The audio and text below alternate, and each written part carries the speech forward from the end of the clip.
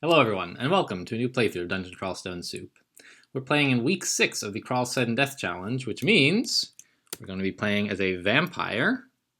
And, I don't super need to explain vampires. You know the general concept of a vampire, and as the video goes on, I'll talk about what they're like in Crawl.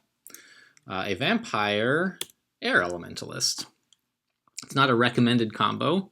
It's not the worst in the world either. Vampires aren't terrible at air magic. And I have already some practice videos up for this. I did a couple practice games, and I will provide an annotation here, hopefully, linking you to those games if you want to watch them before you get started with the real game. But if you don't, let's get moving. So I'm going to set my auto pickups here and set my skills. I'm going to be focusing. What I've been doing is focusing air and spellcasting, but I'm actually looking at the costs right now, and the main spell I want to use is a conjuration spell. So even though my aptitudes for this are quite bad, this is going to be a more effective way to get my main spell online in a hurry, which is Shock. It's like a weak deal damage bolt spell thing. And the challenge goal this week, well, is not something that's going to come up for quite a while. It's about like getting some of the runes that you would usually get late in the game, getting them earlier than usual. So that's not going to impact. Wow, a hunting sling already. This is fabulous. It's not going to impact too much how I play the early game. But what will impact how I play the early game is that I'd like to try for one of the... there's more gold right there. I'd like to try the no melee all game challenge, which is something that you can do any week you want for a Crawl Sudden Death challenge. You can do it once and gets a few bonus points for it. So I've picked up a weapon here, a melee weapon, and I'm just inscribing it with don't attack, so that in case I accidentally wield a weapon, it'll remind me not to attack with it. And if I try to accidentally attack barehanded, Crawl will say, are you sure? You've got a weapon, you know. So this way, if I really need to, I can maybe like give up on the challenge. Like if I just don't find anything appropriate for dealing ranged damage, I can give up and switch to a weapon. But in the practice games, it didn't seem to be a huge problem. Like, it was not great. But especially having found a sling, like, before seeing the first enemy, miscasting Shock 3 times in a row kind of stinks. But having found a sling before the first enemy, I'm feeling real good. The damage from a sling compared to just throwing rocks is great. It's like so much extra damage. I don't know how much exactly. Yeah, stone is base damage 2, and when you use a sling, it's like base damage 7. I don't know if that's like they add up and it's a total of 9, or if it's just a total of 7. But either way, it's way more damage. And so we still need to be careful of threats like, Jackal, right, is a problem. You don't want to fight multiple Jackals at once, no matter what you're using to deal damage at level 1, really. The thing about being an air elementalist that I think is fun, and other people think is like annoying beyond belief, is how you can set up.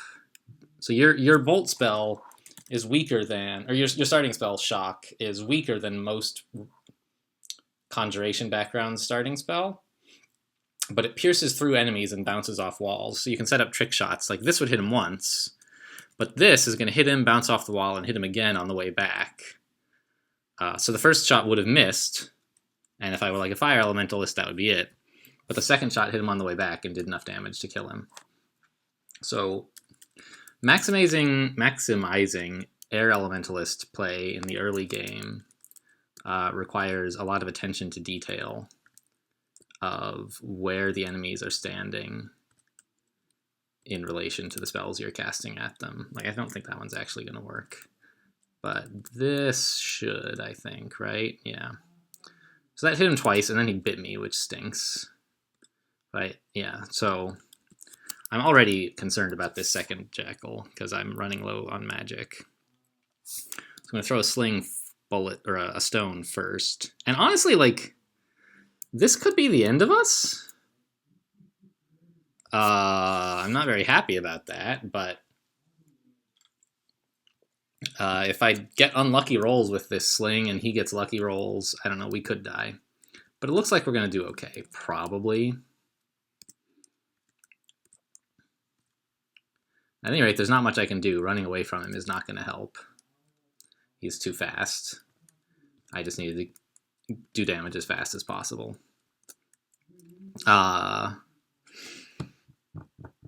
So, I don't know. This ranged, you know, slings are not great, but they're going to carry us for a while, hopefully.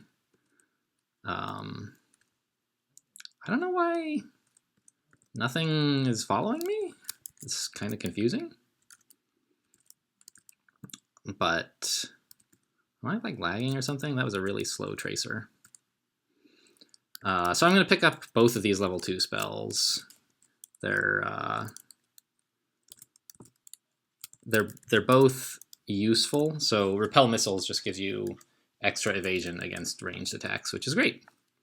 Or against missile attacks. There are some non-missile ranged attacks, but most of them are. And then, ooh, yikes.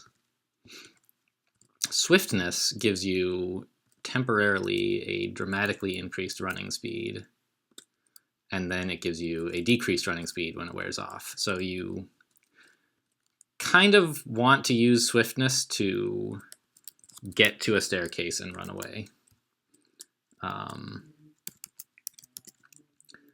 I presume there are other ways to use the spell, but that's the only one that I really know of. Ooh, boots. The other thing we're really hoping for is a blowgun.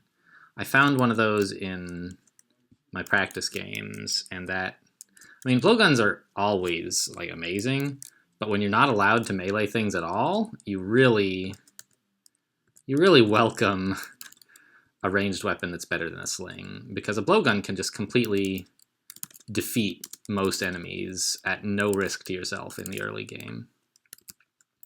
Especially on a vampire, which, when we get to level 3, which shouldn't be too much longer, we gain the ability to turn into a bat and fly away at high speed. And so you can use that to do blowgun kiting that is a lot more effective than what most races can do with a blowgun. It's more tedious, but you know, you poison an enemy a couple times, and then you back off while they just get poisoned to death. And if you need to, you can, once you've made enough distance, you turn back out of bat form and poison them some more. Or do something else to them, like, you know, maybe just cast shock a few times, depending on how you're feeling. And so so vampires have like all crawl undead, vampires have a curious relationship to food, unlike most characters where you just sort of eat corpses or other permanent food, and being full is, like, always better than being not full. Vampires, you can use your hunger state as kind of a strategic resource, perhaps. I don't know if resource is the right word. All right, I'm going to let Conjurations get to level 2 and then turn it off for air magic. But as a... So you get different bonuses. Like, here's the table of what bonuses a vampire gets at various hunger states. And mostly, like, you get some really cool stuff when you're very thirsty. Like, you get poison resistance, you get extra stealth, you get, you know, spells cost you less hunger, although that's not really a big deal. But you regenerate more slowly. And at higher hunger levels, that is, at higher satiation levels, when you're less hungry, more full, you get faster regeneration, but none of the other bonuses. So you sort of have to, at any given point in the game, think about what your character needs. Nice, we got the, whatever that thing was. Cockroach? Yeah. So I kind of like to, in the early game, can't reach some places. Oh yeah, I don't care about that. I kind of like to imagine that I want to stay at high fullness, like be full, to get the extra regen, which is the main thing you get at high health, high hunger, high cheapers. It's hard to talk about this stuff. High satiation. But when you are full, you can't turn into a bat, which is a really, really, like, I cannot emphasize enough how valuable that ability is when you're playing, especially when you're playing a character like us who is ranged focused and can't really do anything very effective at close range. Like, sometimes things just go wrong for you in combat somehow, and you need to get out of there. And bat form lets you move almost twice as fast as normal. So you can really, really outrun whatever you're dealing with if you can turn into a bat. And if you lose that ability by being too full, I don't know. It's worth it for some characters. I think for us it's probably not, because we shouldn't be getting hurt very much. I'm playing this kind of, I mean, not like an enchanter, but I don't want to fight a lot of enemies at a time. I only have, oh, turn off conjurations, turn on air. I only have so much MP. I can't fight things if I run out of magic, like in melee. I'm not allowed to melee things. So for a ton of reasons, I really don't want to be full. I want to be thirsty. And that adder that we just saw reminded me of another reason, which is that you get poison resistance when you're thirsty. So what I've been doing was trying to stay below full, but I should actually be trying to stay thirsty. You know, no Dos Equis ads here, but staying thirsty is a pretty valuable thing, to do in the early game, because then adders, which are like devastating threats to most living characters. You know what? I'm actually just gonna rest here for a while. I'm gonna go back I'm gonna go back upstairs and read some scrolls and then probably end up resting. But so you can also bottle corpse's blood rather than drinking it right away. And you can use that to, if you're very low on blood and you need to regen hit points, you can drink and be more full. Identify, yep, hit me up with this potion, please, and this other potion, please, sure. Cool, these scrolls are all not very good. But I'm actually going to just rest for a while, because there's an adder downstairs, and I just want to be thirsty for the poison resistance. Is that necessary? You know, maybe not. But I feel better about it. There's an altar to an unknown god. We're not going to be taking that because, as usual in CSDC, there are some number of gods, 3 or 4, this week it's 3, that you get a bonus point for worshipping and getting to full piety. And this week, oh, there's that adder. This week, the gods are Mokleb, god of destruction and demons, Kikubakudka, god of necromantic magic, and Uredalemnuel, god of yeah, I don't know what you call it. He's like, your Red Liminal is also about necromancy, but it's like necromancy that your god does for you, as opposed to magic spells that you cast yourself. So Kiku kind of provides you with the tools to become a necromancer, whereas your Red Liminal just like gives you a bunch of undead servants and an invocation, a god ability. You can pray to like have corpses turned into zombies for you. So they're for different sorts of characters, and they lead to very different play, but they're both about, you know, undead stuff. And at first, I thought that the right choice would be Mokleb, because it gives you a ranged option, basically. Like, Mokleb lets you invoke Destruction, which is, you know, gives you the effect of a random conjuration spell, basically. And since vampires are so dreadful at conjurations and only kind of dreadful at invocations, that would be a way to improve our ranged capabilities. And so if I found an early Red Liminal altar, or Mokleb altar, it would certainly be reasonable to take Mokleb, for sure. But I started thinking in one of the practice games about that choice a little more.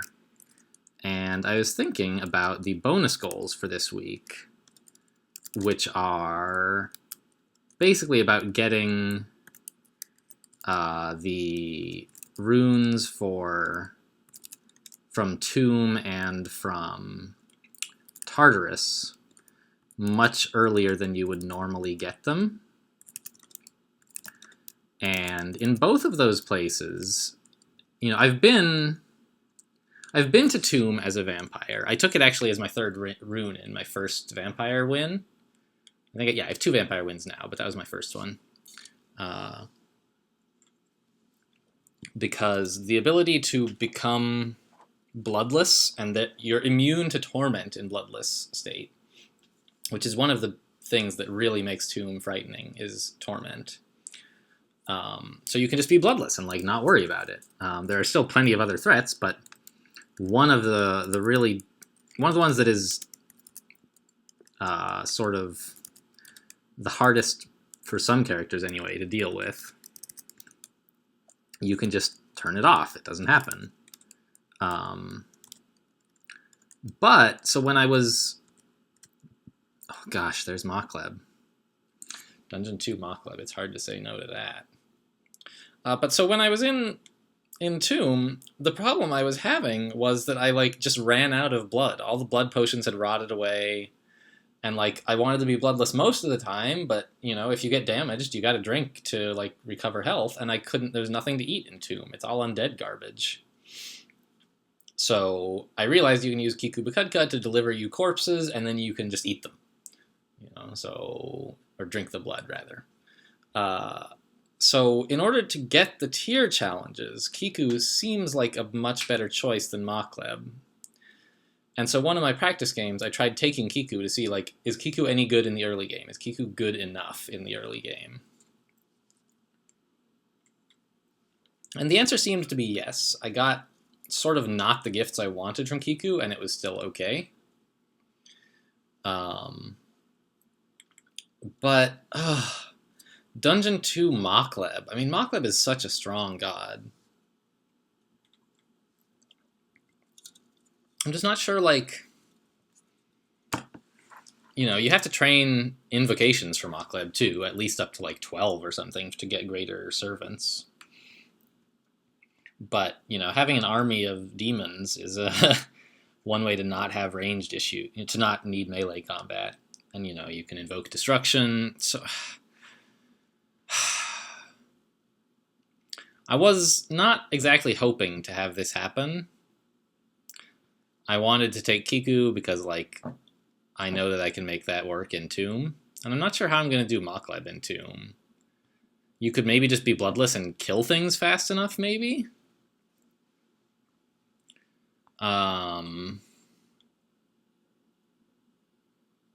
You could also champion Mokleb and then switch, I suppose. I think Mokleb Wrath is basically like just summoning demons. Right? What is Mokleb Wrath? I've never, like, there's, nobody would ever abandon Mokleb. Why would you bother, right? It's so great. Let me look. Oh, of course. It'll tell me in game. I don't have to look it up outside. Mokleb, demons and destruction. Yeah. Okay, so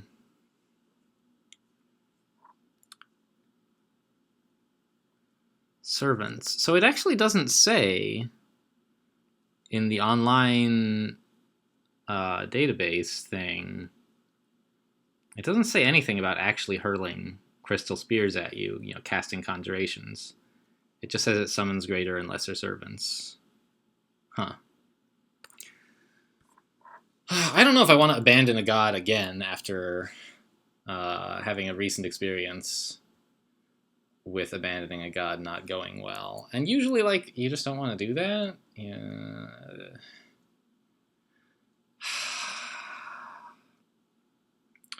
Well, man. And another big thing that Mokleb gives you is, like, HP regen when you kill monsters. But I sort of don't plan to be losing a lot of HP. I know that's sort of a kind of silly thing to say, but I don't plan to be, like, mixing it up a lot. I want to be fighting from range because I don't have any melee attacks. So if I'm losing HP, the right thing to do is not to kill monsters to get it back, but to just leave and rest. Mokleb, I think, would be okay, but it would be really hard to get the full 10 points, and I kind of need some points to help me catch up after what happened last week. I'm not doing that badly, but I don't think I'm in the lead anymore. Although it's a little hard to say with all of the... So I think I'm actually gonna leave. This feels real bad, but I think taking Mokleb feels worse because I think I can do it with Kiku. And all right, this could be cursed, like a cursed -3 hunting sling, and I don't need the upgrade right now, so I'm gonna wait until I have a scroll of remove curse, which I have identified, so I'll know when I have it. But, you know, it could also be great. It could be like a hunting sling of flaming or something. I don't know. Or of fire. I forget what it's called on ranged weapons. Please, just die. Like, how is he so nimble? You're just a snake. There he goes. Let's just drink a potion of blood here. Oh, and let's put this on drink 1, so I don't have to remember what letter it's on. I have might and curing. Okay. Okay, that was Dungeon 2. So something I learned in the practice games is that a no melee vampire air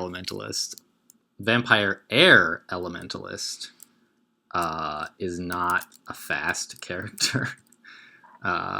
You know, I'm not a fast player in general. I play pretty slowly, in fact, compared to a lot of people. But this character is just even slower. Makes me play, like, outrageously slowly. Being able to never melee anything. I like to pick up, normally, some melee abilities so that I can save both, like, time and also MP, even on a spellcaster. Yeah, I'll take this. Cool. Drop that old robe. Don't need any of that stuff. I mean, I need the scroll, obviously, but Auto Explore will pick it all up. There's Jessica, so we can get our first point here if we choose to kill her. And we are level 4, which means if we died, we would get a do-over.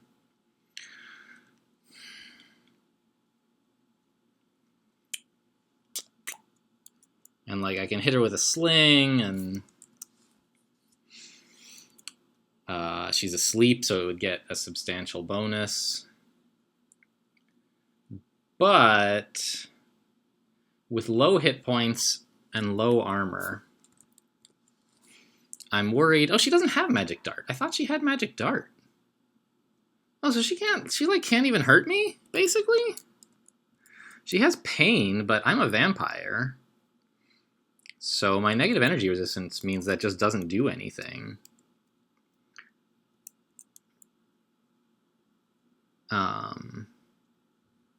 Yeah, I think if you have like any magic resistance, then pain does nothing. Or not magic resistance, but negative energy resistance. So I'm actually going to go for this here. I actually resisted. That's exciting. She's hasted. Okay. Nope, I'm wrong. That's bad.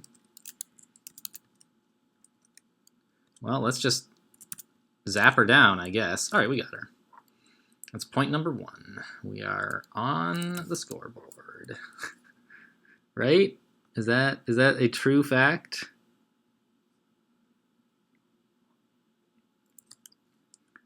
Hello? Yes, there's the point. All right. That was a little bit slower than I thought it was going to be. People have been having a lot of trouble this week, I think. Nobody's got much of a character going yet. But also people have been just playing in the release tournament instead of playing this, which is fine. There's plenty of time. As I explained in a practice video, we get more time for this week than for most, so that people have time to play in the official 0.17 release tournament. And I'm just sort of playing in it half-heartedly. In the sense, really, I haven't seen Pergy in forever. I forgot you even existed. See you later, Pergy. That's horrible. I mean, it's great that Pergy didn't wake up, right? That's all. That's the most you could ask for. It's just like seeing Pergy at all is I wasn't looking forward to. Gosh, miscasting all the time. The format for the release tournament just doesn't interest me very much. It's about how many times you can win in the 2 weeks that it's going on, basically. And you can, you get more points for winning different combos and so on than for just winning the same thing over and over. But as a slow player and someone, I like to play for win rate if I can. Any game that I start, I want to win. So I'm sort of not really, I don't have the skill set or the inclination, these orcs, to, please, fly, all right, to play in the main tournament. But as I said, I am sort of playing for funsies. Oh, what am I doing? I went down to where Pergy is. Ah! All right, I'm going to have to fight this orc priest, apparently. Wow, 4? No, I thought this had 4 potions in mind, but it just says 1. So this game is going to count for the tournament. And it would be nice to win. I am playing on a team. None of us are, like, fantastic players or anything. Oh, he's wielding a trident? What a mess. Oh my god, and I'm level 5. I thought this was going to be totally fine, but it is not. Shoot. Don't die here. Alright, what can I do? What can I do? I thought I was going to be able to get some easy bounces off on him. Actually, maybe I can. Does this bounce and hit him twice? It looks like it should. No. So I could spend 2 turns walking south and then like back here and hope that he walks here and then double bounce him a few times. But he could always just choose to smite, And then I would like have wasted a bunch of turns and gotten smitten.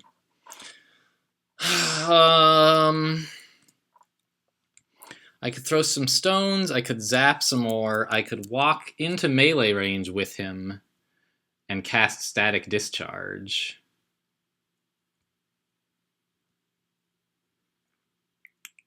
I think what I'm going to do is throw some more stones and save the magic that I will be using for static discharge.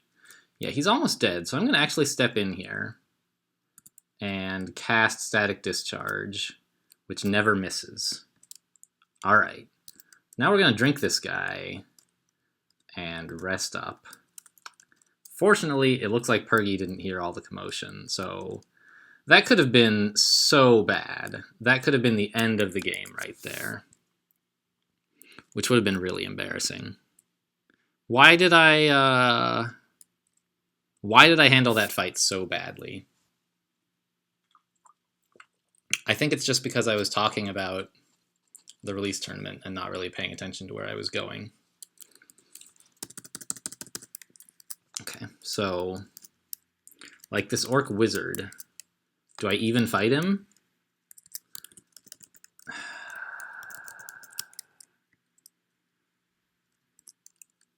I guess I throw a stone and back off. And now that I'm here, I turn bat form. Okay, let him catch up a bit. I just want to pull him to somewhere a little bit more manageable. Like ideally somewhere where the turn he comes into line of sight, I can nail him with the spell, with a bounce. So where is a location like that? If I have him standing here, I can be here. He can still see me from like this area though. What if I waited for him here? Then as soon as he comes around the corner in this corridor, I'll be able to bounce him, whether he's here or here or here. Yeah. If he comes to right here, it's not quite as good, but then I can just juke around. So I think that's my plan. Leave bat form and wait. See where he comes at us. Wow, what a crafty devil, but it's fine. We'll just... All right, I got a double bounce. Just stand right there if that's what you want to do, man. So now he must be here again. And now we've got this double bounce. All right. So, you know, that was...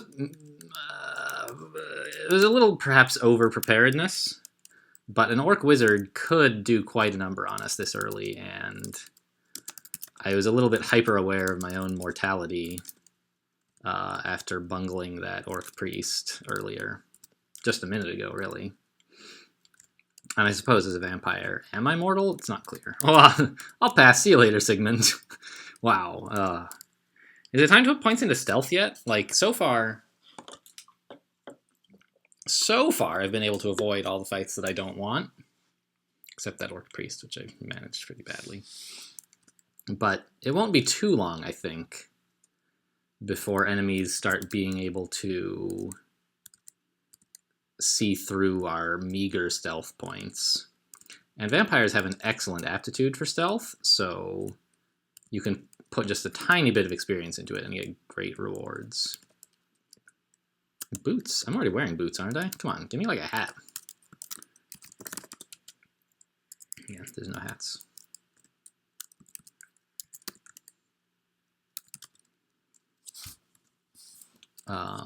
And so that's what you want to be using stealth for, is to avoid combat. There's the rare occasional character where your way of killing enemies is with stabs.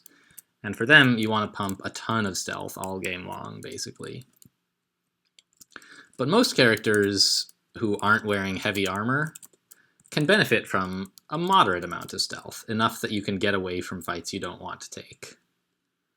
Let's see, adders don't make any noise, so this should be all right. Sigmund shouldn't wake up, but I'll back off just in case.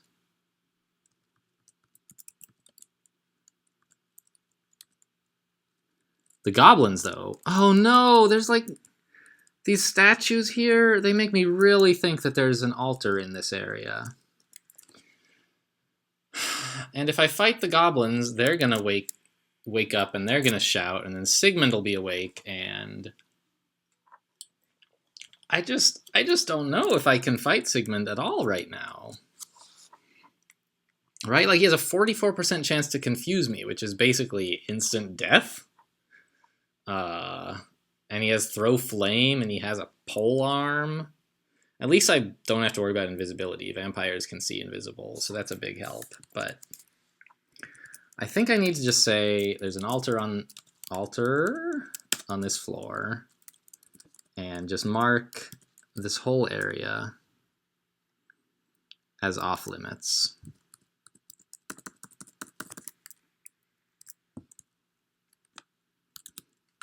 And regrettably, that means I'm done exploring here.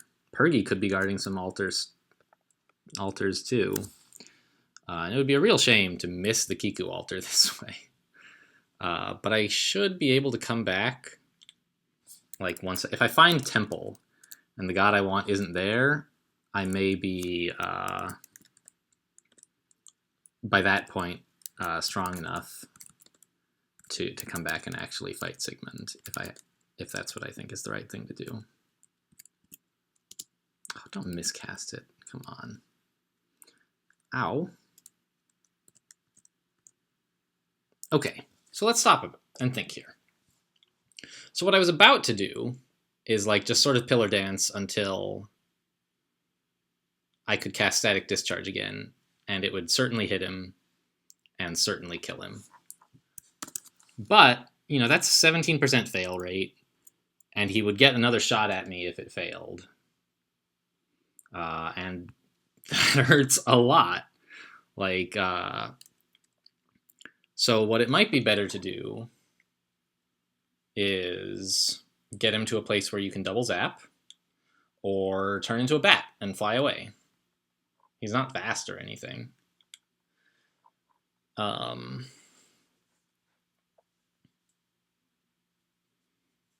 So how many times has he hit me so far?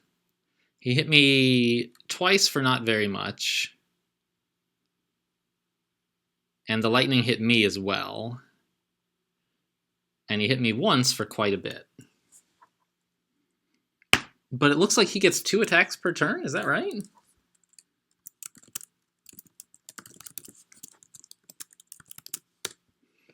Scorpion. No, just 1, but it looks like he got 2 turns in a row for some reason. So I'm thinking that the wrong thing to do is try to kill this guy, and I should just bat form run away. Yeah. I'm assuming that this all connects back up. It does. So I'm going to bat form here. I guess that could fail too. And it's more likely to fail than Static Discharge, really? So I'm just... What am I going to do? I'm going to cast Shock and bounce it off this wall to get 2 chances to hit him, I guess. If either of them hits him, he's dead. For sure, I think. I guess that's not true. He was unharmed at least once. And depending on whether he hits me again and what happens, I'll reevaluate. Scorpion max damage is 10, so this should be fine. Okay, fine. You know, seems like maybe I got worked up over nothing, but you just gotta be careful. You can't cavalierly take, you know, 17% of the chance, which is how likely Static Discharge was to fail at the time. Since we leveled up, it went down a little. But, you know, 17% chance to maybe die? You can't take a lot of chances like that in a run and come away from it alive. So I wanted to be careful and recognize, like, how dangerous a situation we were really in. It seemed fine. Like, 1 Scorpion at almost dead, like, should be no problem, right? But Scorpions are no joke. And, you know, as the... Oh, there's Robin again. Jeez, I've seen Robin in all of these games. As the online LearnDB database says, you know, the entry for almost dead is, like, still completely capable of annihilating you. Or something like that, you know. They're almost dead, but, you know, if you just miss and miss and miss and miss, they can attack you many times. And we really could not stand up to that? What is... Please stop hurting so much. Alright, got him. This staircase has Robin, so let's exclude it and mark this as scary.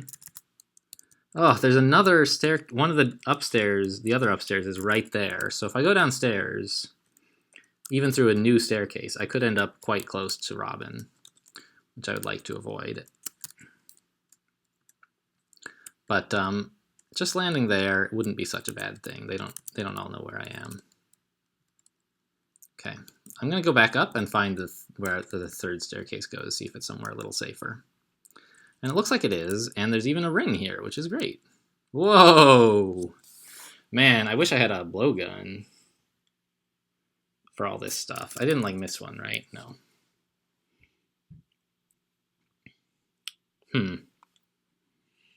Let's try to wake up just one thing if I can, and I'd rather, I guess, have the worker ant, because it's quiet. Yes, very good. Thank you, sir. Go back upstairs with it. I can't bounce my zaps. This may have been poor planning. Let's see how a static discharge does. What is he now? Moderately wounded? Miscast twice in a row. Okay. Well, now things are getting a little bit dicey already.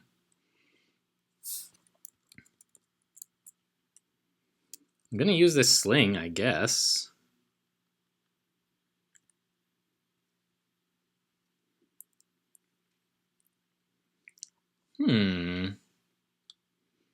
This is problematic.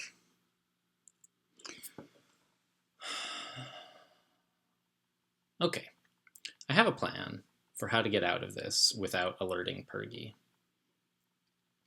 And my plan is I'm going to turn into a bat and kite back to this mediocre, not kite, but just really run away, to this sort of mediocre choke point where the place loosens up a bit. And now the ant has chased me, and he gets a few attacks off, but now I can dart around him back out. And I'll just head upstairs to rest. So, you know, that was... I feel like when I'm thirsty and I have poison resistance, I feel like I'm invincible against worker ants. But these last two have shown me that that is apparently not the case. They're still rather threatening for reasons I don't totally get. But if I stand like here, I should get pretty reasonable bounces, and yeah, he's no problem. But we just got some unlucky rolls, and where is the upstairs I wanted? Here it is. Some unlucky rolls, and the staircase brought us to a bad location. So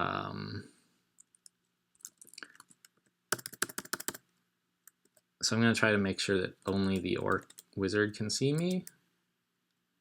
He woke up, okay.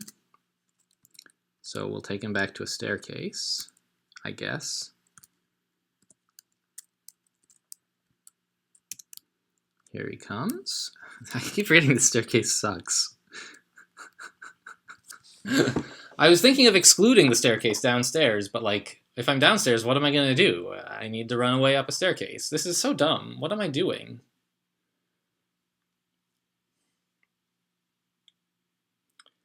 And this orc wizard, I can't use the same strategy I did against the ant because he has ranged attacks and he'll use them instead of chasing me, and I'll just like quietly die.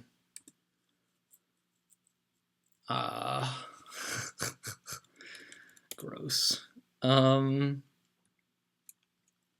I could maybe use haste or something. I need to remember, somebody remind me, please, not that anyone is watching this live, to try out this hunting sling now that I have Scrolls of Remove Curse, because that could be a big help.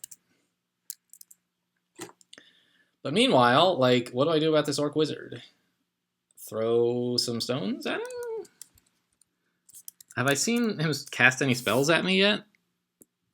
He hasn't. So that's something. I would like to know whether he has, like... If he's the one with Throw Frost, I would be quite pleased. You know, Throw Frost and not Haste, that would be great.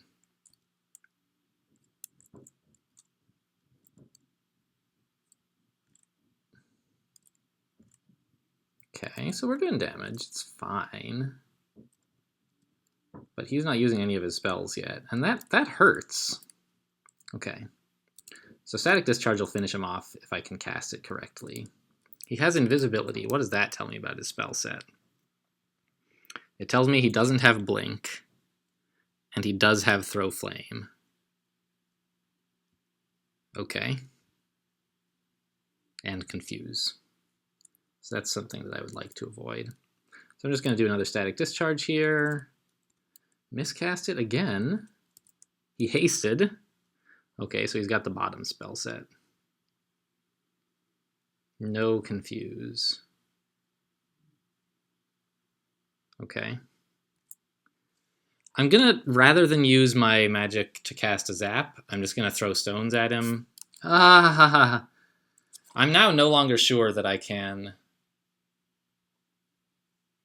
I was hoping to like save magic points up to 3 and Static Discharge him, but I'm now worried that by the time I get 3, I'll be low enough on health that I would risk killing myself. So I think I'm just gonna empty a couple zaps into him and see what happens.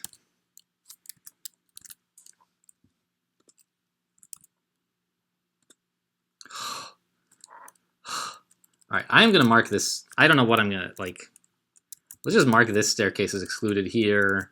Go downstairs, mark this one as excluded. Like, I don't want that to happen again. That's a really bad place to be.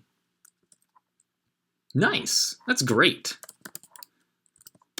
How much does that give me? Like, +3, +5, maybe? What happened? A. There we go. +5. That's so good. And we never need to switch away from it to a real weapon. Oh, I should put sling bullets on my auto pickup. Have there been any? No. Okay. Let's just drink some blood here to heal up. And find the staircase downstairs that wasn't like that awful one or the one that Robin is at. So like this, I guess. And head over there.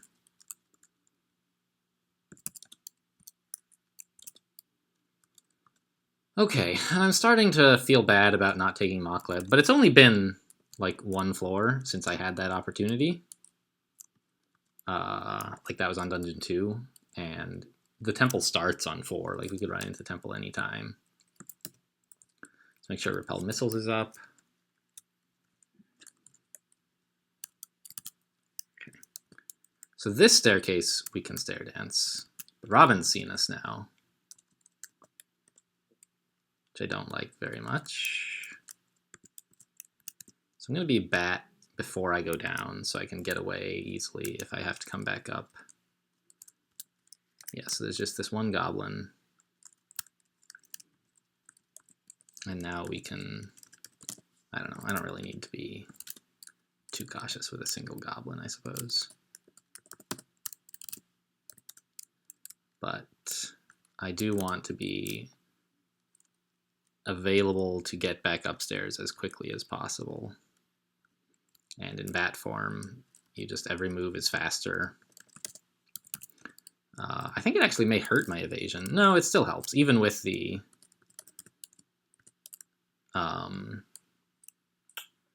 sling of evasion. Bat form evasion is better, but like it costs us all of our AC, of course, so it's not great. Squeak, squeak, come get me. Bats squeak. Shouting when you're a bat, you don't make a lot of noise. There's actually, for the various forms you can be in, they have different noise values for shouting, which is this like a Dithmenos altar or something? No, it's just decoration.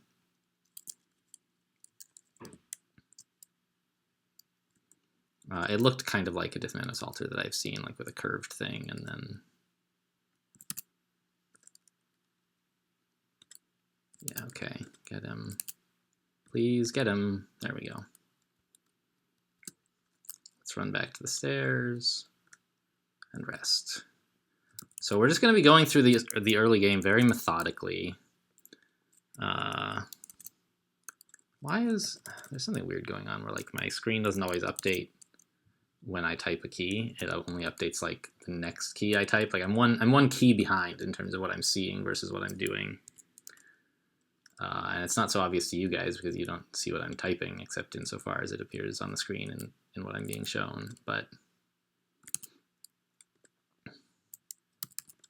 so we're getting some tomahawks, which is interesting. But normally it's like tomahawks are just an upgrade from stones, but you can't shoot a tomahawk out of a sling.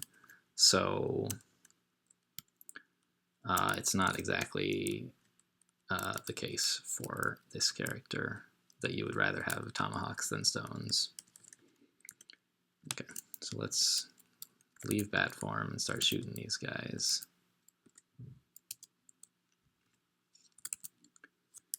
Back off. What are you doing blinking, you jerk? Oh, there goes the orc. That was easy. We're just going to have to go through this game, especially in the early game, super methodically, because there just aren't a lot of things I can do, and anything can kill me at more or less any time. And every character is like that in the early game. There's not a lot you can do, and anything can kill you whenever. But it feels even more so on like a vampire, where I'm trying to do everything from range as well. Just any character where you're doing everything from range. Like, I don't know, a hunter would feel better because they're sort of built for it with their ranged weapons. But I don't know, they start with a short sword. Like, they're pretty good for meleeing stuff. Anyway, this big like plus thing here makes me excited. I'm going to open the door and see if there's like an altar inside or if it's just a decoration or what. Where's this hound? Southeast. I think it's just decoration, sadly. Not the hound, but the plus.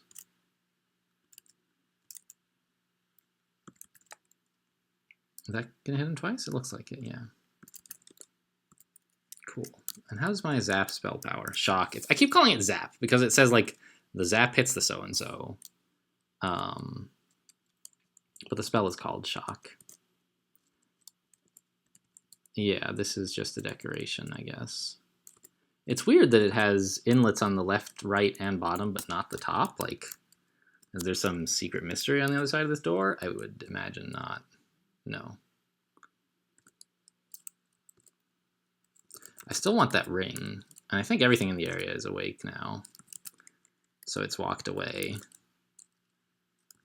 Yeah, give me that ring. Wow, more evasion. That's great. Yeah, I am in love with that, honestly. The fewer attacks we get hit by, the better. It's not, you know, the best items we could be finding. It would be better to find like a blowgun and maybe a book with some higher power spells. Although right now I don't need those. I'm having enough. I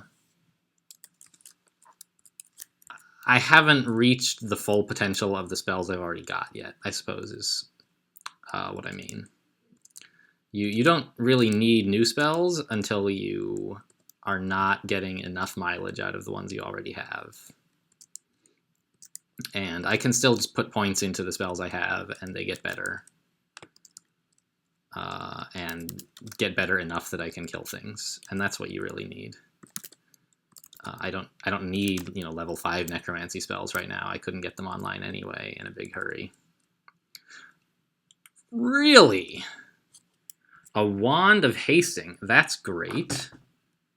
I am thrilled about that. Yeah, so like for a normal character, being bloodless here, you know, it's red. Your hunger state is red. That corresponds to starving. And so for a normal character, a non-vampire that is, you don't want that to happen because you lose a bunch of abilities when you're starving and you eventually die. But for vampires, it just means like you don't regenerate health at all. And your stealth bonuses go up, and your resists go up, and you're immune. You're like 100% undead as opposed to like partly undead. and you're immune to torment and so on. So it's pretty cool. The temple, Dungeon 4 temple. It's great. It's great. I am now thrilled that I turned down the altar, I guess? Maybe? Come on, I want to be a bat. You can explore faster when you're a bat. Not that speed matters at all. Is that it? No! Another Mockleb altar. Yeah, great. No Kiku, no Eurydilenul. So that's troubling.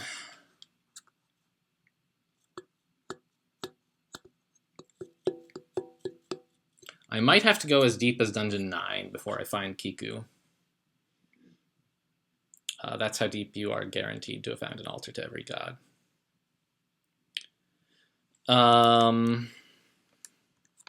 It's kind of a crummy temple. There's not many. I mean, there's just not many altars in it. I wish there were more. And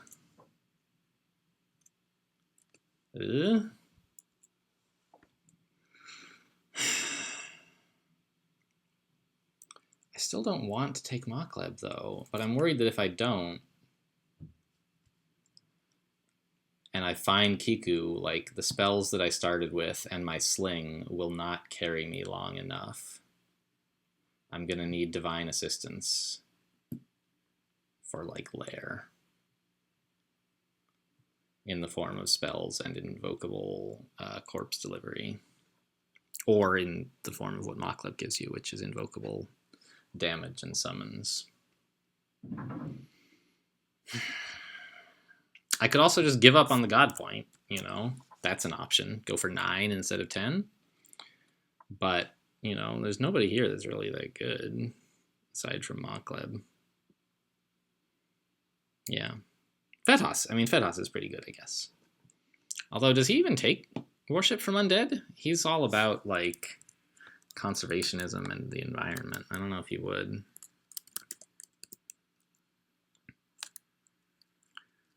I know, like... Oh, yeah, he also... Oh, no, he doesn't... Right. We don't have Necromancy yet because we're not doing Kiku, so that's fine.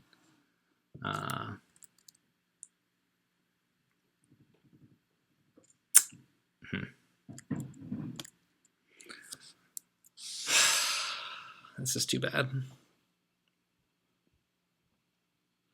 I think I might just have to go back and keep looking for Kiku. This Mockleb, I mean, geez, gosh, this video has gone on forever to get just Dungeon 4. Yeah, I turned down Mockleb on Dungeon 2, hoping to find Kiku, and I didn't, but taking it on 4 just doesn't seem any better. I don't know. I think I'm gonna not take Mockleb here, and it's been quite a long video, and getting to the temple is a reasonable milestone. So I'm gonna cut the video here, and then I'll be right back with you for the next one. So thanks for watching, and I'll see you next time.